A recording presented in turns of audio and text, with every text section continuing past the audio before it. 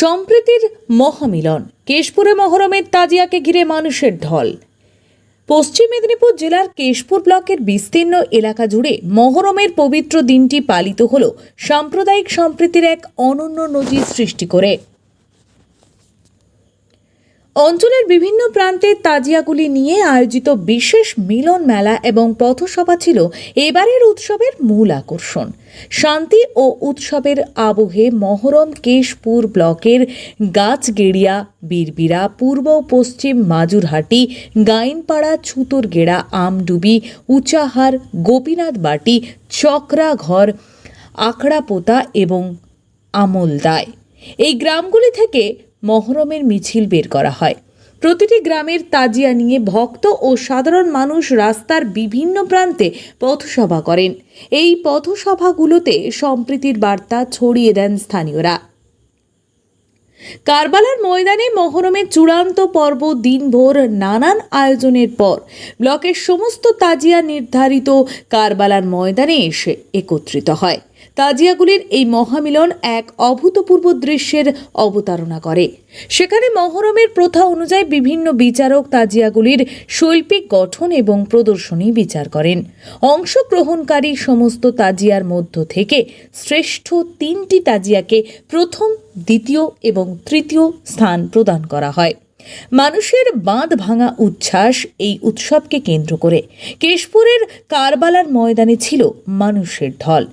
জাতি ধর্ম নির্বিশেষে হাজার হাজার মানুষ এই মিলন মেলায় সামিল হয়েছিলেন। রাস্তার দুপাশে উপচে পড়া ভিড় এবং মানুষের স্বতঃস্ফূর্ত অংশগ্রহণ উৎসবের আমেজকে আরও বাড়িয়ে তোলে। সব মিলিয়ে কেশপুরের এই মহরমের উদযাপন সামাজিক ঐক্য ও ভ্রাতৃত্বের এক উজ্জ্বল দৃষ্টান্ত স্থাপন করেছে। সুতারগড়ের একটা ঐতিহ্য, এখানে 13খানা তাজিয়ালি একটা মহরম হয় সুশৃঙ্খলভাবে, সুভদ্রভাবে। এটা মেদিনীপুর জেলার মধ্যে শ্রেষ্ঠ জায়গা, যে সুতারগড়া বাজারে 13খানা তাজিয়া জড়ো হয়। সেখান থেকে পরিক্রমা শুরু হয় হাকন্দি গলা, সেখান থেকে আমডুবি চক থেকে একবারে গাছগেড়ে, সেখান থেকে আমাদের কারবালার ময়দানে যে আমাদের এখানে ফাতিয়া দেওয়ার পর আমাদের পরিক্রমা এখানেই শেষ হয়। কতগুলো গ্রাম আপনাদের পার্টিসিপেট করেছে? হ্যাঁ, কতগুলো গ্রাম আছে আমাদের? ওটা 13খানা গ্রাম আছে। 13খানা গ্রামে 13খানা তাজিয়াই আছে এই জায়গায়। এইখানে যে জমা থাকে এখানে কি পুরস্কারের ব্যাপার আছে? এখানে হ্যাঁ, ফার্স্ট, সেকেন্ড, থার্ডের পুরস্কারের ব্যাপার আছে। সেটা আমাদের বিডিও সাহেব উনি দেয় পুরস্কারটা। বিডিও সাহেবের হাত দিয়েই পুরস্কার বিতরণটা হয়। আপনার নাম আর পরিচয় বলুন। আমার নাম শেখ জিয়াবুল হক, আমার বাড়ি সুতারগড়া বাজারে। 11 নম্বর অঞ্চল মুসলিম সমাজের চকারগাঁও গ্রামে আমার বাড়ি। হোসেন পাককে আমরা ভালোবাসি, তার সদকায় জড়িয়ায়, তার জন্য আমরা এই তাজিয়া পাক তৈরি করে থাকি।